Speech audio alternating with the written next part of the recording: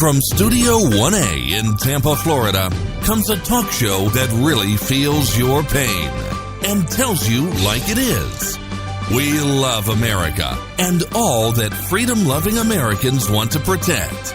Live from coast to coast and on your radio, it's For the People with Keith Allen. We'll help you survive this thing called life. We're for the people. Whatever your source of stress or strife, for the people is there. Hello, Mr. and Mrs. America. I am Keith Allen, and proudly welcoming you to this Wednesday edition of For the People on this Wednesday, November the 29th, 2017. Where has this month gone? Man, it flies by. A lot of news. It's just, you know, how you have some weeks where, man, there's just news and more news on top of. That's one of these weeks where we have a lot of things to talk about today, but one that we're very proud to report on is a story about a serial killer, a guy who's terrorized Tampa Bay, specifically Seminole Heights area, for about 2 months and killed 4 people.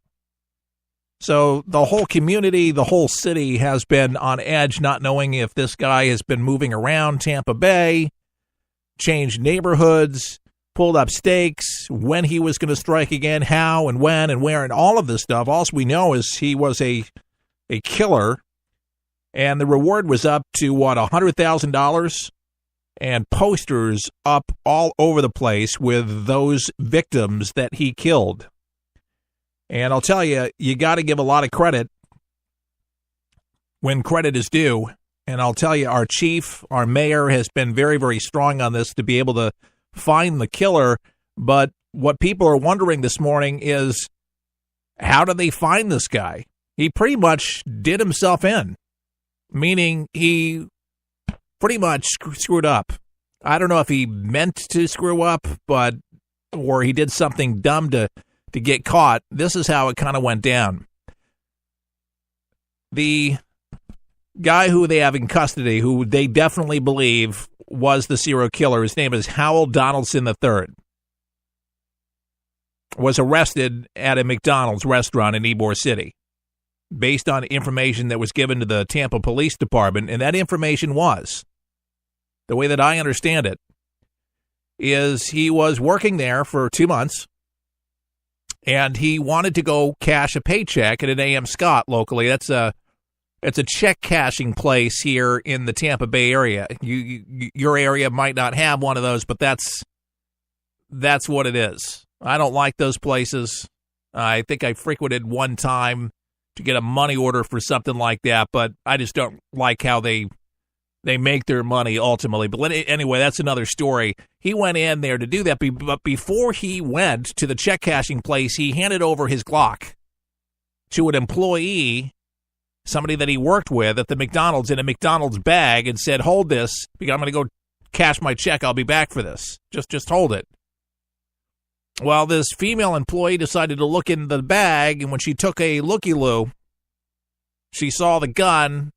She called the Tampa Police Department, and the Tampa Police were there when Mr. Howell got back. His name is Howell Donaldson III. What is it with these serial killers? Lee, Harvey, Oswald. I mean, it's these 3 names. I don't know. Anyways, he's got this big smiley face. They have a picture of him, a file photo. Apparently, this guy was a ball player up in upstate New York. His connection to Seminole Heights still unknown, but he was definitely in the vicinity, right there, close by, to nearby Ybor City McDonald's, which I have frequented before when I had my studios down there several years ago. But nice and cozy, and kind of a shock to a lot of the McDonald's employees. They said this guy was all about service, lots of smiles. But when he wasn't at McDonald's, he was shooting people up. 4 murders, killed 4 people. Unbelievable. But he was arrested in these 4 killings. Stephen Haggerty, the Tampa Police Department Public Safety Information Officer, was proud to say that they have their man. So, once again, all of us in the Tampa Bay area breathing a little bit easier. And for the families that have lost loved ones, a sense of justice, possibly. Dugan was saying this morning on ABC's Good Morning America, authorities still don't have a motive for the string of shootings and ask for help from the public as they try to learn more about this suspect. And so once his name is out there circulating, people see pictures of him, perhaps more information will come out as to what may have instigated this and why the Seminole Heights area. Chief of Police here in Tampa, he's spoken to Donaldson, he said, who was pretty non-responsive, as he put it, subdued. I don't know if they got him on some medicine or whatever to kind of chill him out. But so far, Dugan said Donaldson hasn't admitted to the shootings, but did admit to owning a gun he took into McDonald's shortly before being taken into custody. So the owner of the gun, they have found other items in the car that were bloodied clothes, and it all makes sense, according to the chief of police, having the right guy, whether or not they had him or they didn't. But allegedly, once again, he told the coworker that he wanted to leave the state and that he may be taking off in addition to that, and they were putting 2 and 2 together. I guess the coworker thought this might be the guy. So the Florida Department of Law Enforcement, ATF, right now analyzing the fired cartridge castings in all the 4 murder scenes and identifying the castings. They say were fired from the same firearm, a Glock 40 caliber handgun, according to the affidavit. And the affidavit apparently pointed out that the killer used the Glock 40 in all the 4 killings. Donaldson agreed to allow authorities to search his car. They found the suspected blood stain on clothing. And right now, Tampa Bob Buckhorn put out a statement. He said that this is the beginning of when justice will be served, when praising law enforcement for their work in the case. He says, 51 days ago, I said this was a struggle between good and evil. Well, no, goodness has won, he said. But a lot of working class folks in the Seminole Heights area, if you're not familiar with the Seminole Heights area here in Tampa, about 10 minutes in a car ride towards that part of town from where my studio is near Fox 13. But like I say, man, just so happy that they have found their guy. Florida Governor Rick Scott weighing in on this says he was happy that no one else got hurt, adding to his heart went out to those poor families who were loved ones were murdered. The latest victim to be gunned down was remembered by family and friends this past Saturday for his passion for helping others. Ronald Felton, 60, was shot dead November 14th as he was walking to volunteer at a food pantry in Seminole Heights. He was a construction worker out of work, volunteering in the meantime, trying to do some good. So always seems like it's the good ones. What did Billy Joel say? Only the good die young? It's a shame, ladies and gentlemen. But again, they have their guy, and I don't know if he wanted to be caught. This was just a fatal mistake in it. I don't know what it was, but apparently he's not admitting to things. He's not saying a whole lot at this time. But now, since the photo's out, now who gets the reward? I have no idea. It would have to be the employee at McDonald's would get the $100,000, I would think. They haven't said anything. They haven't made any announcement, but she was the one that called the Tampa police. So I'd have to imagine it would be her and maybe the manager splitting the money, but she was the main one that brought it to the manager of the McDonald's, and they called 911. I mean, it just looked a little dodgy. And they know they're right in the general vicinity, and they also know what the bank was because they had a video, surveillance videos from some yards in Seminole Heights that showed the same guy at two different places shortly after two deaths, and they were both almost identical as far as the stature goes of the person. And it fit the description. Young guy, 24 years old. Unbelievable.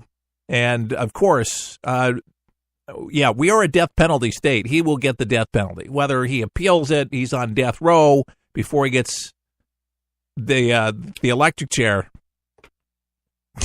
Old Sparky. Yeah, no mercy. No mercy. I don't know if they is it just, let's just put him in the electric chair right now. I mean, why the waiting? You know, I'm serious, it's so unfair with the due process. Once you have the information, he's convicted, and it's going to be very quickly and very swiftly. But he'll have his time in court. He'll have his time to explain himself. But let's see if he eventually actually admits to the murders or just denies and says it wasn't me.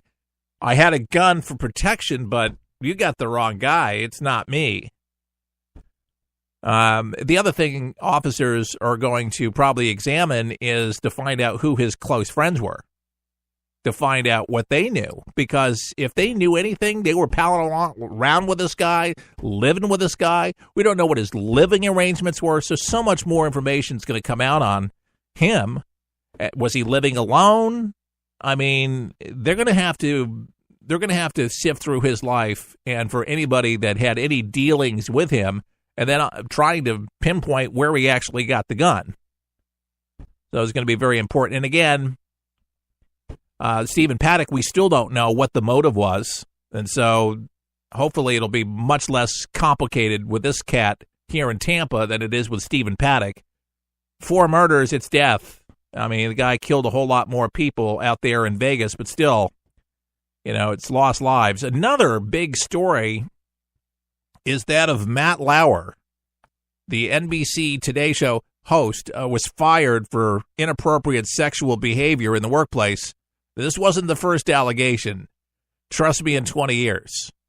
For those that knew Matt Lauer, worked with Matt Lauer, just like most people through the years, tales to tell. And trust me, more allegations coming out against Matt Lauer. So many more allegations coming out against Matt Lauer for people that have worked there within the 20 years that MSNBC could not hold on to him. This was what was going on this morning. Basically, if you're going to tune in, we did get some raw audio. It's a little poppy, but you might hear this in the morning, you know, live from Rockefeller Center in New York. This is the Today Show. The only thing missing was the star of the show, and that was Matt Lauer. Again, he's been the big face of NBC morning news, going back to Katie Couric. He's gone. NBC News fired him, again, for sexual misconduct. And this is what happened this morning when they announced. And good morning, everybody. Welcome to Today. And POTUS here with me at this morning because this is a sad morning here at Today and at NBC News. Just moments ago, NBC News Chairman Andy Lack sent the following note to our organization. Dear colleagues, on Monday night, we received a detailed complaint from a colleague about inappropriate sexual behavior in the workplace by Matt Lauer. It represented, after serious review, a clear violation of our company's standards. As a result, we have decided to terminate his employment. While it is the first complaint about his behavior in the over 20 years he has been at NBC News, we were also presented with reason to believe this may not have been an isolated incident. Our highest priority is to create a workplace environment where everyone feels safe and protected, and to ensure that any actions that run counter to our core values are met with consequences, no matter who the offender. We are deeply saddened by this turn of events, but we will face it together as a news organization and do it in as transparent a manner as we can. That is the statement from our chairman, Andy Lack, and we just learned this moments ago, just this morning. As I'm sure you can imagine, we are devastated, and we are still processing all of this. And I will tell you right now, we do not know more than what I just shared with you. But we will be covering this story as reporters, as journalists. I'm sure we will be learning more details in the hours and